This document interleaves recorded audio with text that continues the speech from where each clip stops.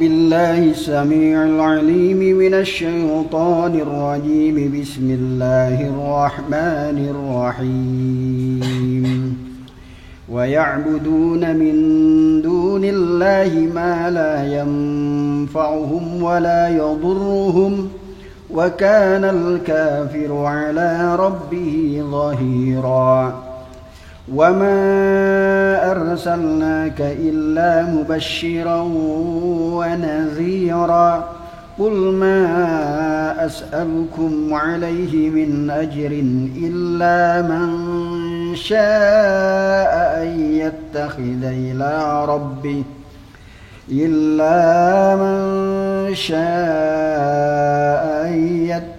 إلى ربه سبيلا.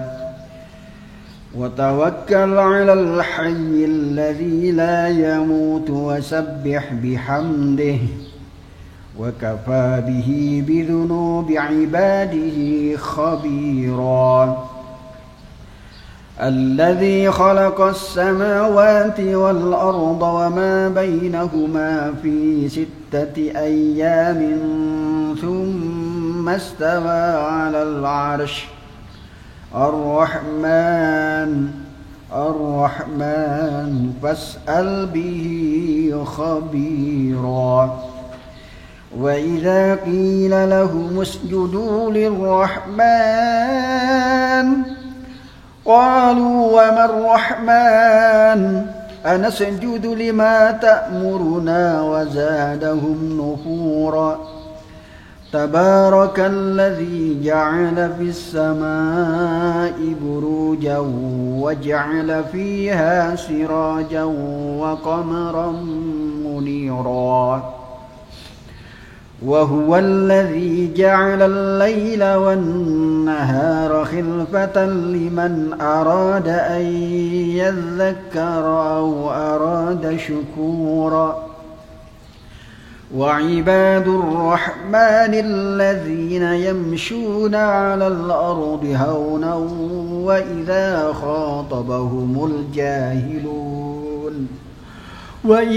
خاطبهم الجاهلون قالوا سلاما.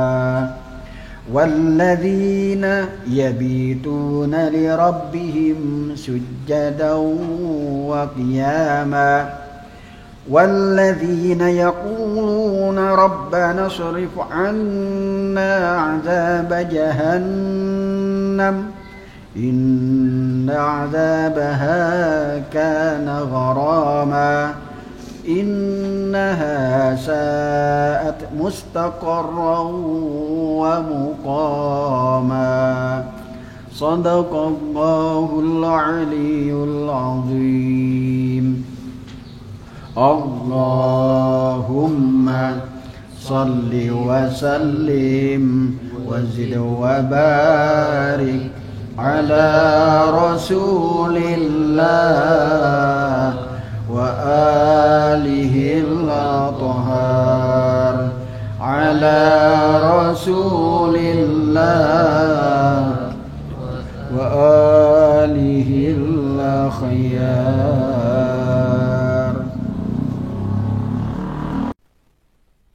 Bismillahirrahmanirrahim. Assalamualaikum warahmatullahi wabarakatuh. Alhamdulillahi rabbil alamin. Wabihi nasta'in. Wa sallallahu ala khairi khalqihi ajma'in. Muhammadin wa alihi at-tayyibin at-tahirin. Assalamualaikum warahmatullahi wabarakatuh. Bulan suci Ramadan telah datang menghampiri kita. Bulan penuh keberkahan, bulan taubat, dan bulan penuh rahmat. Di antara kelemah lembutan Allah subhanahu wa ta'ala kepada hamba-hambanya adalah Allah mewajibkan agar mereka berpuasa. Dengannya mereka akan mendapatkan guyuran rahmat Allah subhanahu wa ta'ala. Dengannya mereka bisa mendekatkan diri kepada Allah subhanahu wa ta'ala dengan bertawajuh, berdoa, bermunajat, di samping berpuasa dan melantunkan ayat-ayat suci Al-Quran Al-Karim. Bulan puasa adalah bulan doa. Dan doa di dalam bulan puasa seperti dijanjikan dalam sabda Rasulullah sallallahu alaihi wasallam ketika menjelaskan berbagai keistimewaan bulan suci Ramadan, doa kalian di dalamnya akan diijabahkan oleh Allah, akan diterima oleh Allah Subhanahu wa taala. Adalah sebuah anugerah besar ketika Allah Subhanahu wa taala mengizinkan hambanya untuk berbicara kepadanya, untuk bermunajat dengannya, menyampaikan semua hajat dan keluh kesahnya, memuja dan mengagungkan asma dan zatnya. Doa-doa yang diajarkan dalam Islam untuk kita lazimkan membacanya di dalam bulan suci Ramadan tentu sangat banyak. Doa-doa yang diajarkan oleh Nabi dan para imam suci Ahlul Bait agar dibaca di bulan Ramadan tentu sangat banyak. Dan doa-doa itu mengandung banyak pelajaran. Doa yang akan mengarahkan kita untuk berlahan-lahan bertawajuh kepada Allah Subhanahu wa taala dan melihat orang-orang lain di sekitar kita. Tidak hanya berdoa dan memohon untuk diri kita, kepentingan-kepentingan kita, semua hajat dan urusan kita, walaupun itu sama sekali tidak dilarang, bahkan dianjurkan. Namun, doa-doa yang diajarkan oleh Ahlul Bait alaihim afdhalus salatu wassalam, di samping memuat adab tata krama yang harus diindahkan ketika seorang pendoa memanjatkan doanya, ketika seorang munaji bermunajat kepada Allah Subhanahu wa taala, di samping berbagai macam keistimewaan yang itu merupakan catatan yang sangat berharga yang telah diwariskan oleh para ulama kita dari Ahlul Bait alaihim afdhalus salatu wassalam, adalah bahwa doa itu doa yang mengasah kepekaan kita kepada sesama. Salah satunya adalah doa yang dianjurkan agar kita baca seusai sholat fardu selama bulan suci Ramadan. Doa yang memuat beberapa belas butir yang keseluruhannya mengasah kepekaan kita agar kita juga memikirkan nasib orang-orang yang kurang beruntung dalam kehidupannya. Bahkan lebih jauh dari itu, tidak hanya dibatasi mendoakan orang-orang yang hidup di tengah-tengah kita, namun juga orang-orang yang telah meninggalkan kita. Untuk lebih ringkasnya, mari kita ikuti untaian doa yang diajarkan oleh para imam suci Ahlul Bait agar kita baca seusai sholat fardu selama bulan suci Ramadan. Bismillahirrahmanirrahim. Allahumma adkhil ala ahlil quburis surur.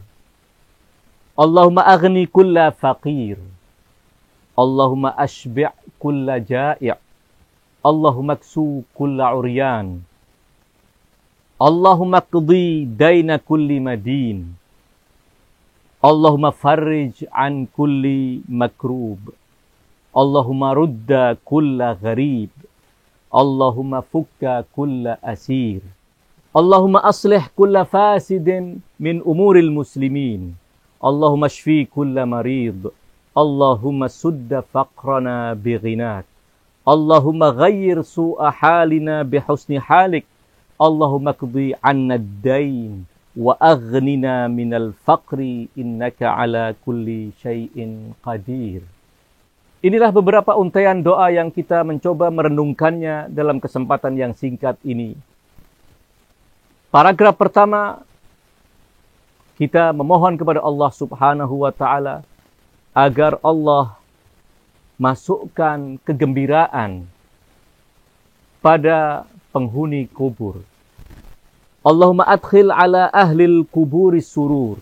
Ya Allah, masukkanlah kebahagiaan kepada penghuni kubur. Kubur memiliki dua pengertian. Satu pengertian fikih, yaitu makam kuburan yang kita mengebumikan orang-orang yang telah meninggal dunia, dan ia memiliki hukum-hukum tertentu terkait dengannya. Dan ada kubur dalam istilah kalami, yaitu kehidupan barzakh, kehidupan sejak seorang meninggal dunia hingga hari kiamat tiba. Kendati mungkin seorang yang telah meninggal dunia tidak sempat dikuburkan, namun tetap ia dianggap sebagai orang yang berada di alam kubur dengan pengertian kalami, orang yang hidup di alam barzakh. Allahumma adkhil ala ahlil kuburis surur. Ya Allah, masukkanlah kebahagiaan kepada penghuni kubur. Tentu yang kita mohonkan kepada Allah adalah kaum mukminin, kaum muslimin yang telah mendahului kita menyahuti panggilan Allah Subhanahu wa taala. Ia tidak lagi bisa berbuat untuk catatan amal ia di akhirat nanti. Tidak lagi dia bisa melakukan amal kebaikan yang dengannya dia akan mendapatkan berbagai macam kebahagiaan. Maka kewajiban kita yang masih hidup mendoakan mereka agar Allah Subhanahu wa taala memasukkan kebahagiaan untuk mereka. Dengan kita memohonkan ampunan untuk mereka. Dengan kita bersedekah untuk mereka. Kita bersedekah, kemudian kita niatkan pahala itu untuk orang-orang yang telah meninggal dunia, mendahului kita. Baik keluarga kita, kedua orang tua kita, saudara kita, teman-teman kita, orang-orang yang telah berjasa memberikan pendidikan kepada kita, para guru kita, dan kaum muslimin secara umum, baik kita kenal mereka atau tidak kenal. Kita memohonkan kepada Allah agar Allah meringankan siksa atas mereka. Allah mengampuni mereka dan menjadikan kubur mereka sebagai raudhah min riyadil jannah, taman dari taman-taman surga. Berdoa untuk orang-orang yang telah meninggal dunia adalah kita telah berandil untuk memohonkan kepada Allah agar membahagiakan mereka di alam barzakh. Bersedekah untuk mereka. Bersedekah dan pahalanya kita niatkan untuk mereka. Melakukan amal-amal kebaikan dan kita niatkan pahalanya untuk mereka. Melunasi hutang mereka yang mungkin meninggal belum sempat melunasi hutangnya. Mengqadha amal-amal yang mungkin pernah ia tinggalkan. Semua itu masuk dalam amalan yang akan membahagiakan orang-orang yang telah mendahului kita. Kita yang berdoa kepada Allah, ya Allah, masukkan kebahagiaan kepada penghuni kubur. Tidak berarti semata kita berdoa, namun kita juga berbuat demi kebahagiaan mereka yang telah mendahului kita. Mereka yang telah terbelenggu di alam barzakh sana, yang tidak lagi bisa melakukan amal kebaikan kecuali menanti dari kita. Dan pahala yang kita kirimkan kepada mereka, doa yang kita panjatkan untuk mereka, Allah akan ijabahkan dan amal itu Allah akan berikan untuk mereka pahalanya. Kemudian paragraf kedua dari doa ini adalah Allahumma aghni kulla faqir. Ya Allah, kayakanlah setiap orang yang fakir. Tentu kemiskinan bukan sebuah kutukan Allah Subhanahu wa taala. Kemiskinan bukan sebuah cela dan keterhinaan, tidak. Namun Allah Subhanahu wa taala mengatur kehidupan ini, ada yang kaya dan ada yang miskin. Namun tidak bisa dipungkiri bahwa kemiskinan seringkali menjadikan seorang tidak lagi bisa melakukan banyak hal positif. Karena harus terkuras pikirannya, terkuras semua tenaganya, bagaimana ia mencukupi kehidupan keluarganya. Orang yang berjuang mencari nafkah demi menafkahi keluarganya adalah dalam jihad di jalan Allah Subhanahu wa taala. Namun tidak semua orang yang telah berjuang mencari nafkah kemudian mereka mendapatkan nafkah yang cukup. Maka kita berdoa agar Allah Subhanahu wa taala membukakan untuk mereka pintu-pintu rezeki. Sekali lagi ini juga tidak sekedar kita dituntut untuk berdoa agar Allah mengayakan mereka, agar Allah memberikan kecukupan untuk mereka, sehingga mereka tidak lagi terhina dengan meminta-minta kepada orang, mengulurkan tangan kehinaan. Boleh jadi ada yang memberikan santunan, ada yang mungkin akan menolak dengan cara yang baik atau bahkan dengan cara yang tidak santun. Kita memohon kepada Allah Subhanahu wa taala, namun pada waktu yang sama kita juga bergerak sesuai dengan kemampuan kita masing-masing untuk meringankan beban saudara-saudara kita, khususnya di bulan suci Ramadan, di mana Allah akan melipat gandakan sedekah kita kepada kaum fuqara, kepada orang-orang yang mungkin tidak lagi berdaya untuk mencari nafkah, untuk orang-orang tua yang tidak lagi bisa berkarya, sementara mereka terus dikejar oleh kebutuhan, dan kita kemudian memberikan kepada mereka santunan untuk meringankan beban hidup mereka. Allahumma aghni kulla faqir. Ya Allah, kayakan setiap orang yang fakir. Allahumma ashbi' kulla ja'i'. Ya Allah, kenyangkanlah setiap orang yang lapar. Salah satu dari tanggung jawab kita adalah jangan sampai kita hidup dalam keadaan berkecukupan, sementara tetangga kita, teman kita, orang-orang di sekitar kita dalam kekurangan, bahkan harus merasakan lapar yang berkepanjangan.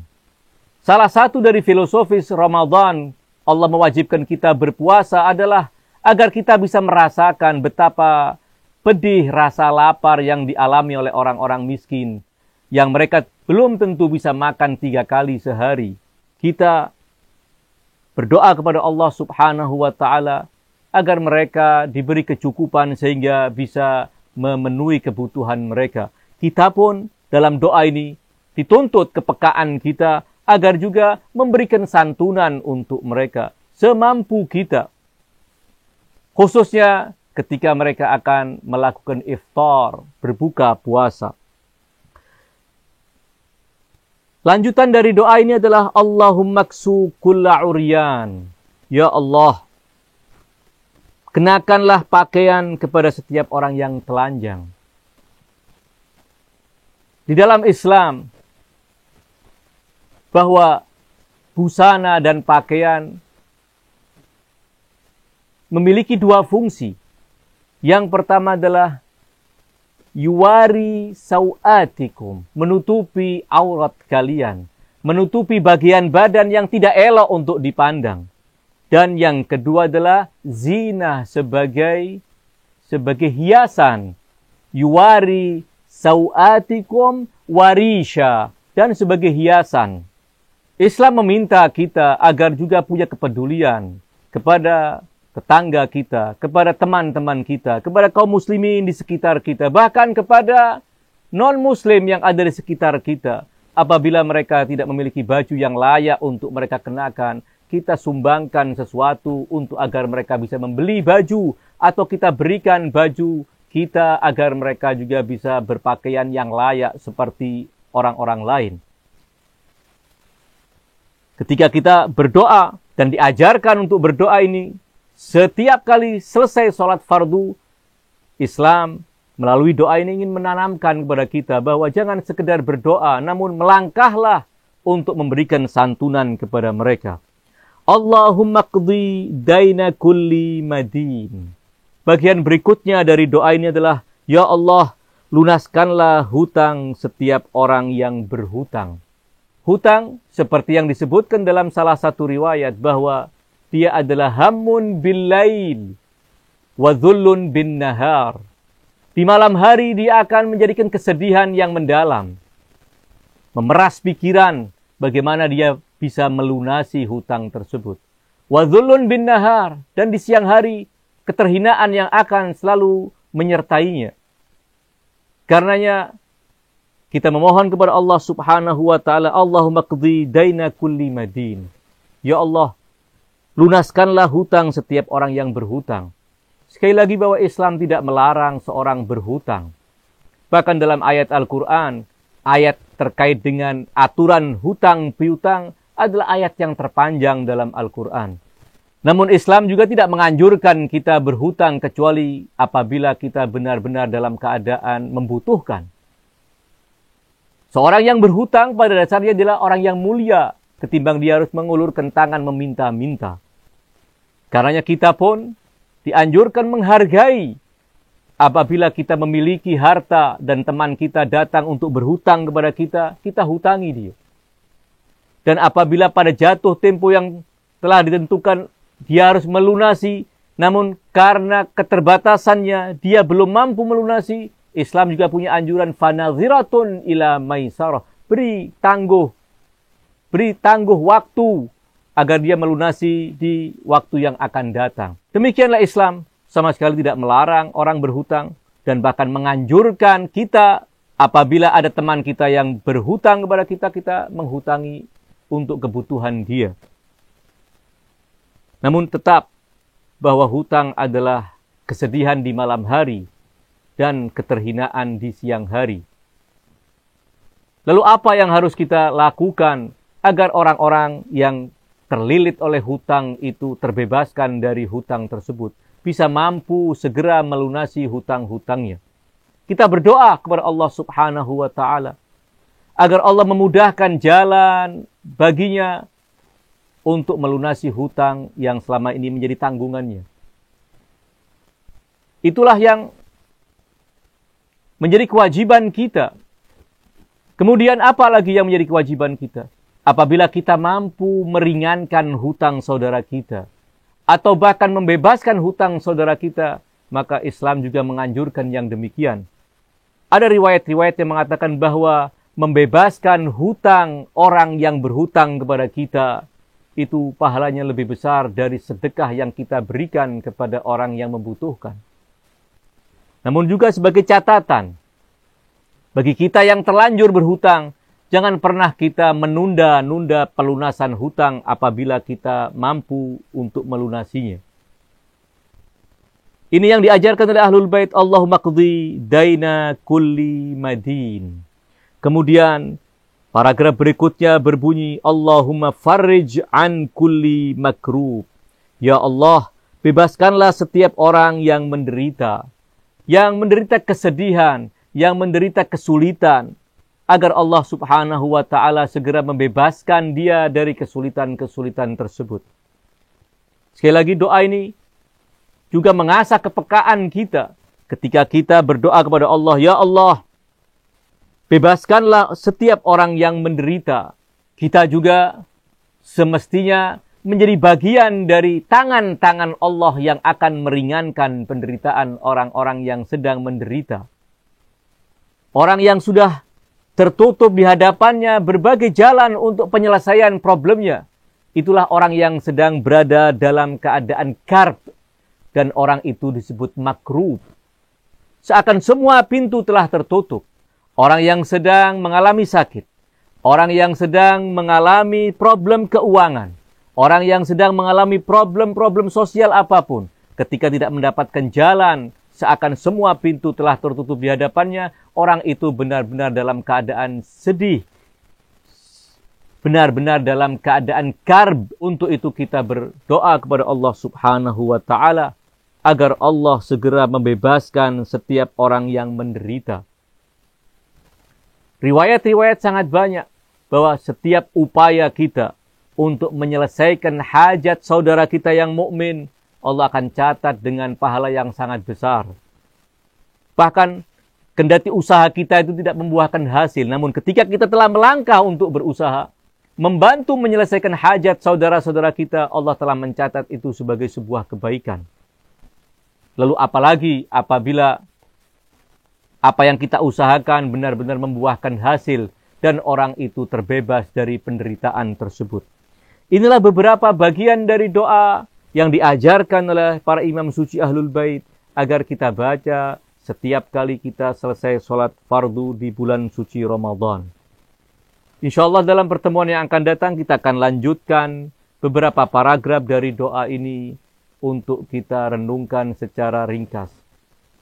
Mudah-mudahan Allah Subhanahu wa Ta'ala memudahkan kita di bulan suci Ramadan ini untuk melakukan puasa di siang hari dan mengisi waktu-waktunya dengan ibadah, khususnya di malam hari. Dan yang tidak kalah penting dari semua ibadah adalah ibadah sosial yang kita lakukan untuk orang-orang yang membutuhkan bantuan kita. Wassallallahu ala khairi khalqihi ajma'in, Muhammadin wa alihi tayyibin at-tahirin. Wa ghafarallahu lana wa lakum amin. Wassalamualaikum warahmatullahi wabarakatuh.